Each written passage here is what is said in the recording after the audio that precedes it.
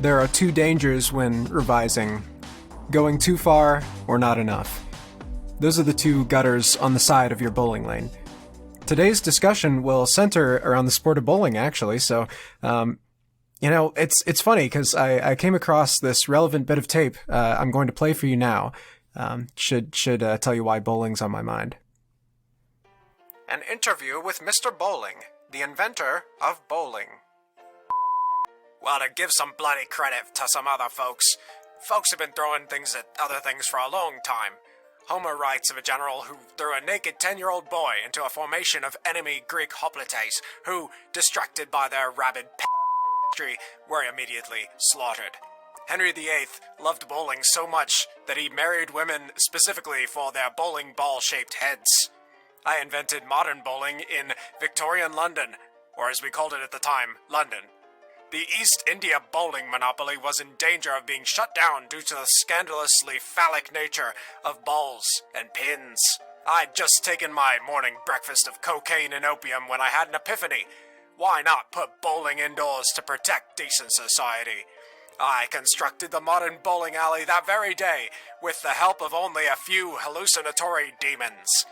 Unfortunately, the bowlers would keep throwing their balls into walls, manservants, and one another's lanes. Then came my most brilliant invention, the gutter. Yes, no longer would gutters only be used to ferry urine and Welshmen into the Thames. It would be a boundary to guide one down the straight and narrow. Now, certainly nobody aims for the gutters, but the gutters mitigate the cost of extreme failure. If you watch professional bowlers on the CinemaVox, you'll see the most daring and decisive bowls are made by skirting the very edges of the gutters in order to hit the pin sideways, just like Bloody Nelson at Bloody Trafalgar. God save the Queen! This was the last recorded interview with Mr. Bowling before he tragically died in a murder-suicide pact against Meghan Markle. Luckily enough, Mr. Bowling accidentally did the murder-suicide in the wrong order.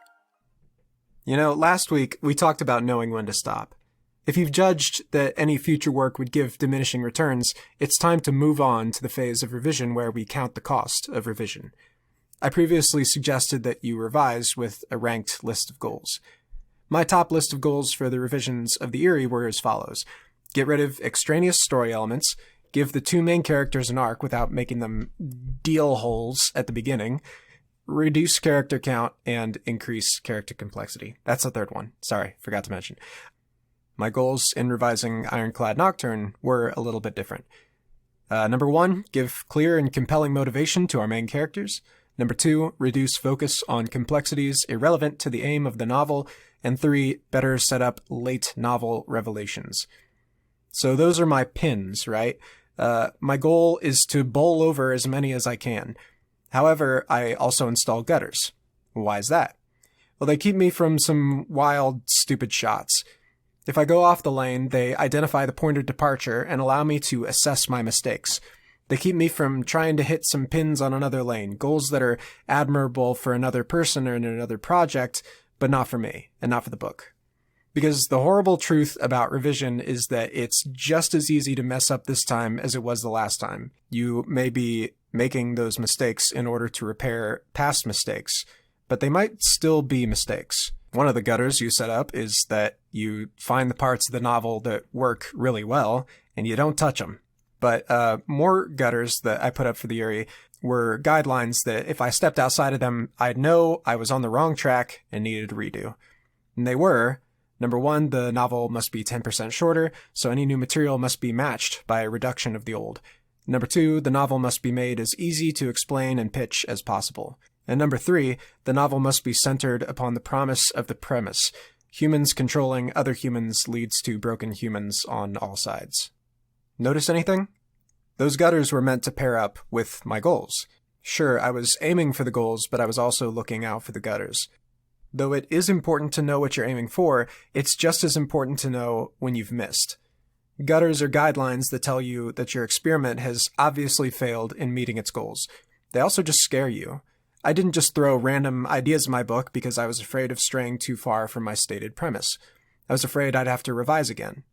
For the novel Ironclad Nocturne, I scared myself straight by giving myself conditions of failure, going over a certain word count, allowing my main characters to wander off task, and revealing anything in the last act without setting it up in the first. Now, your gutters are going to be different, because you know your own foibles and potential failures. So, let's say, instead of what I have, which is a word limit, you may be a person who doesn't write very much, and so you actually need to expand what you've created. Or you might be a person who gets too much into the point of something and doesn't give it any round edges or flavor.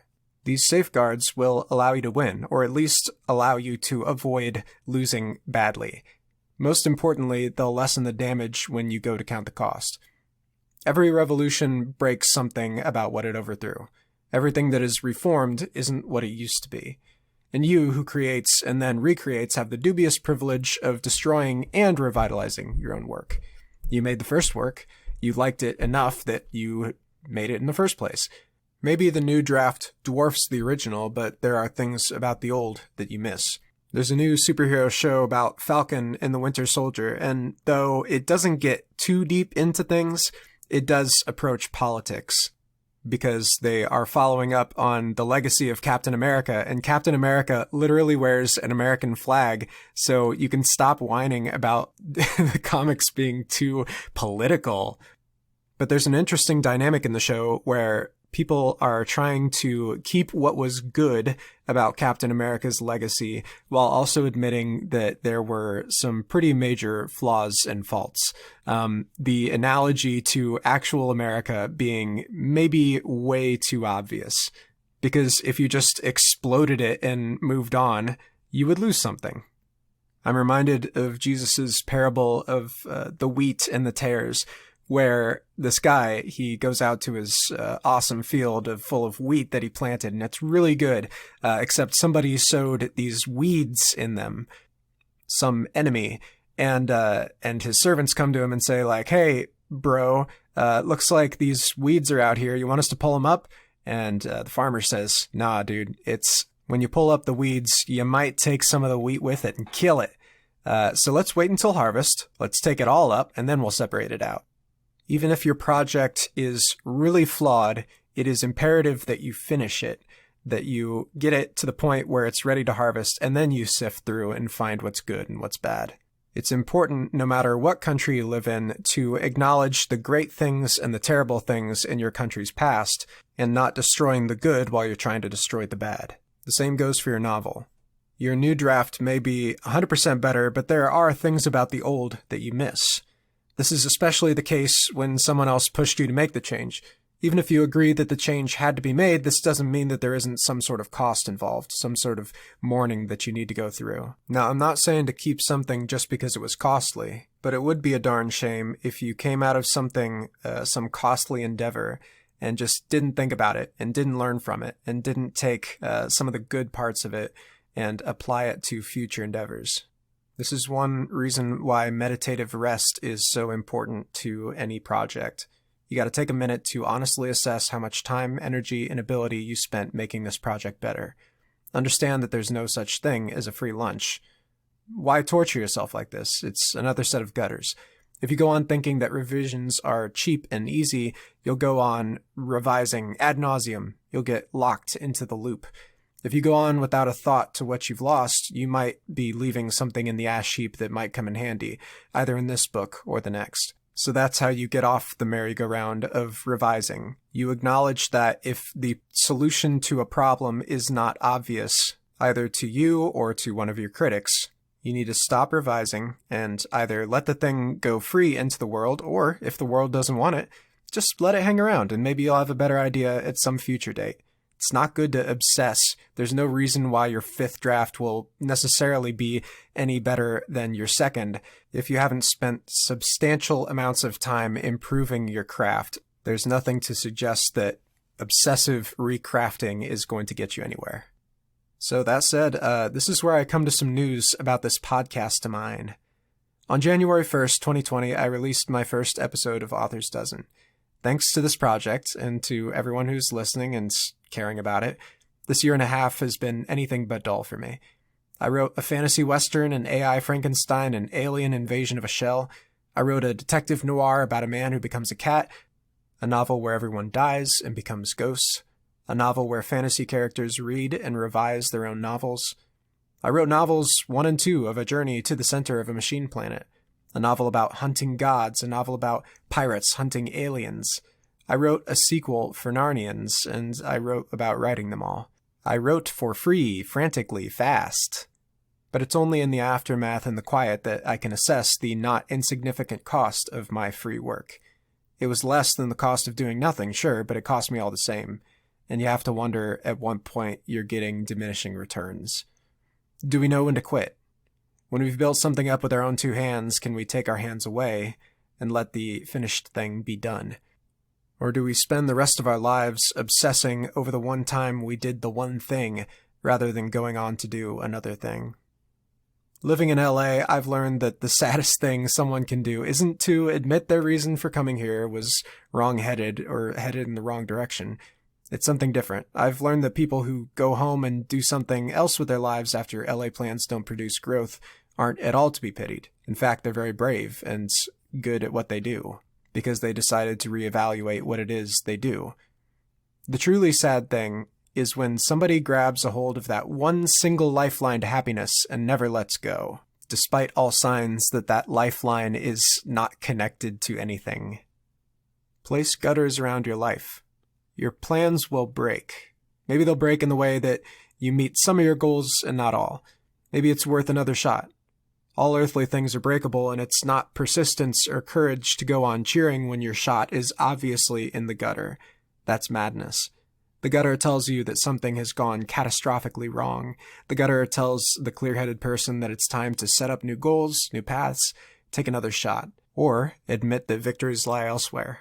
Bowling is not everybody's sport. It's obviously not mine. So I guess I'll just break the news right off that there will be 2 more regular episodes of Author's Dozen after this one. And then it's done. Now, this isn't shocking or newsworthy. This isn't giving up. This is a project that was supposed to come to an end, coming to an end. And if you couldn't tell by Mr. Bowling's monologue, I'm yanking at my leash a bit. I want to do the next thing. Taking time to consider a cost will give you a good idea of when it's okay to move on. Maybe it'll give you the chance to do something you feel you've lost amidst all the bustle and hustle and rustle. But don't go anywhere. I want to elaborate on my plans moving forward. So first of all, keep me in your podcast feed and remain subscribed to any Author's Dozen content you've already subscribed to. Some days I wake up and my podcast has another 37 views because someone just got involved and is just making their way through the archives. I love you. Not as much as I love my OGs, my original listeners, but you know I love you. You know it. I also won't do that Malcolm Gladwell thing where I constantly post whatever I feel like on the feed, no matter how irrelevant. Oh, my friend is doing a podcast. Go subscribe to them. Nuh-uh. This is all about me, baby. This is all about giving you more of what you want. That sweet, sweet Paul cast. And I'm going to tell you a secret. Come over here. I'll tell you a secret. The next 3 episodes to drop on Author's Dozen will be the absolute most important episodes I record. Yeah, I know. This is a good secret, right? Now, the first 2 will finish out the main podcast run in a big way. The third will be at some future date when I announce my next big shot. I'm taking a lot of time to consider what that next step will be, but rest assured that whatever level of interest or entertainment you get from this project will be multiplied by infinity by the next shot I take. Now, why is that necessarily the case? Well, I'll tell you in the next 2 episodes. If you started listening to this podcast, there's a good chance that you are a dreamer. You have some big plan that you want to go through, and you want to know how to both create it and set yourself up for good creation, and also how to revise it and make your good creation even gooder. And if that's the case, you know how hyped you get about some new project that you're sure will take off. That was the case for me when I started Author's Dozen, and I think it took off. I don't mean numbers, and it doesn't mean social media hype or anything like that. But even as I count the cost, that only makes me more excited about the things I was able to do with this project. So if you supported me by listening or by being a patron of some sort, I really appreciate you. This has been a big deal for me, and I hope it ends up being a big deal for somebody else. I hope that what I do here and in the future will continue to be good for other people. And I'm not going to be too upset if more and more people get involved, but I am very content leaving Authors Dozen where it is and moving on to something new. The next episode we're going to talk about is the episode where you return. It's not even about how much you've changed, which will be our refined episode. This is the next one after that. And the reason that these two episodes are going to be so amazing is that I'm going to return refined with this dang podcast that I've done. And I got some cool announcements for you.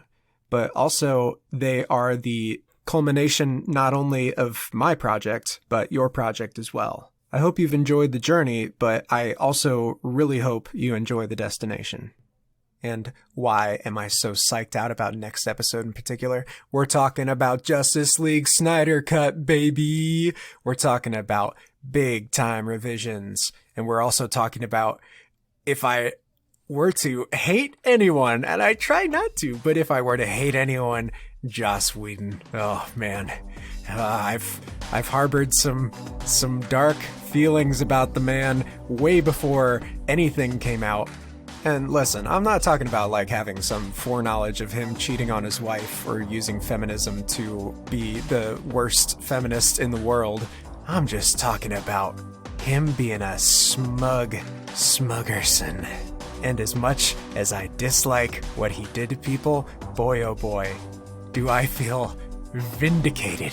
And I would be the worst liar in the world if I didn't say that I feel a certain level of evil joy watching his house of cards come tumbling down around him. And I'm sure I will never do anything bad in the future that this comes back to bite me, 'cause I'm perfect. And it's Joss who deserves judgment, not me. I will never do anything wrong. You watch. Actually, don't watch too closely, please.